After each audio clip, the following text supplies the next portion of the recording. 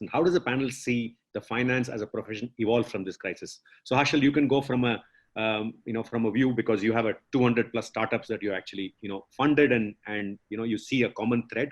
And Nitin, because you've been like kind of seriously impacted of all the 5 CFOs here, you've been kind of seriously impacted, and therefore you've questioned every gospel and I would say evolved as a function. So you can talk from experience. So both of you, please. Harshal first.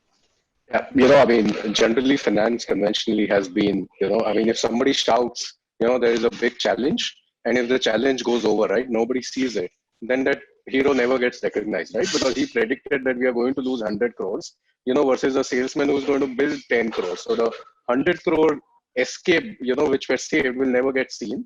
But now, I think now is the time, right? I mean, if ever there was a time to blow out of the glass wall and come out, as a hero, now is the time for the finance guys, and it's really showing because they understand. I think, and this is a generic comment, what most finance professionals lack, and maybe including me, right, is the art of storytelling. And again, I mean, it might sound very counterintuitive. I mean, what are we discussing this, right, on the numbers panel? But, the finance guy has the most intellect, the most perspective, and the most depth about the business, right? He can see from a CEO to a peon. He can see from a salesman, to an accountant, and he can see everything, right? But the art of storytelling is largely missing, and which is why, the trees gets whatever, you miss the trees for the woods, etc., right?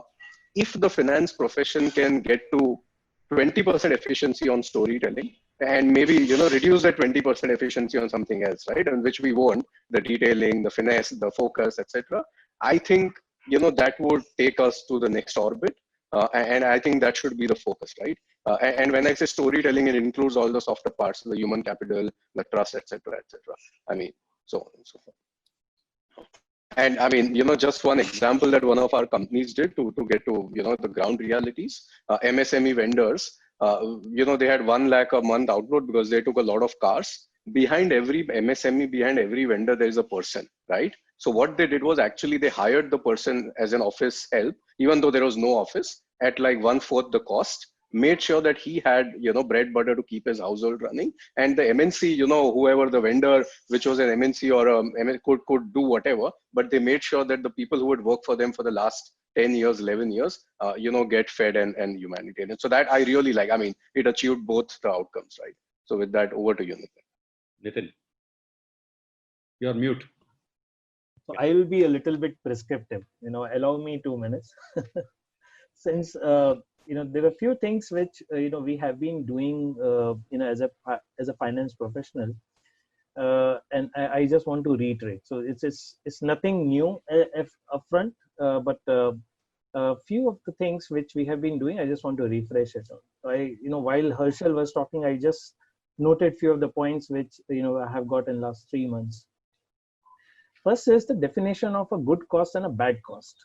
While we all fight for, wastages and all, it's important for us to define what is a good cost and a bad cost. And, every time when I talk to my team, I tell them that, look, if you're spending 1 rupee, how is consumer getting benefit out of it? So how is, one consumer walking in my mall will get a benefit from this cost? I think that's important. You must understand your cost should have a direct or an indirect effect on the consumers.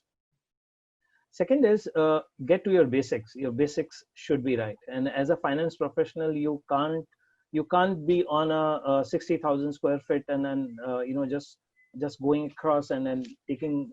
I agree with Harshal on the story part of it, but I think they have to go down and understand what are there in details. If there's a contract to read, please make sure that you read every line of it. And in last 3 months, there was one point, where my business had told me that, did you went through this line? And I was like so embarrassed. I said, as a finance professional, we must go and find out, what's there in the detail. Because that's the privilege we have. You get all the papers. One invoice coming to you, you have 16 supportings. I'm not saying you go all through the 16, pages, but you must ensure you go in detail. Business support. As an accountant, we should start coming out from an accounting mindset to a business partnership mindset. As an accountant, we normally have a habit of standing on the one side and pointing out that there is a mistake. I think we have to go and sit and stand along with the business, empathize and understand the pain which they are also getting from the same shoe. So we are that shoe. Don't say no. There's a max. Many of our team members had this habit of saying that ye nahi ho sakta hai. I think you have to understand what's the solution here. You should be in a solution mode rather than telling that there is a problem. So problem versus solution. Last 2 points. Challenge yourself.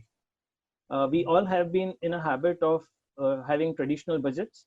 You go and monitor, you see a budget making process. You say, what is the percentage against last year? So somebody says it's 25%, and then you get into a negotiation. Can we fix it at 10%?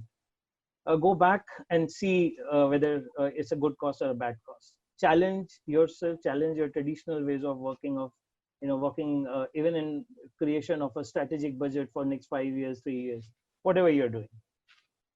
Last is find out your monotonous jobs and replace that with technology. Use that time to get into analytics and understand business. So I'm sorry, I'm a little bit prescriptive here, but I think it was important for all of us to give the gets to whoever is attending. These are certain I would say filters which I've got in last 3 months. Over to you, Kabir. Great, Nitin. Thanks a lot.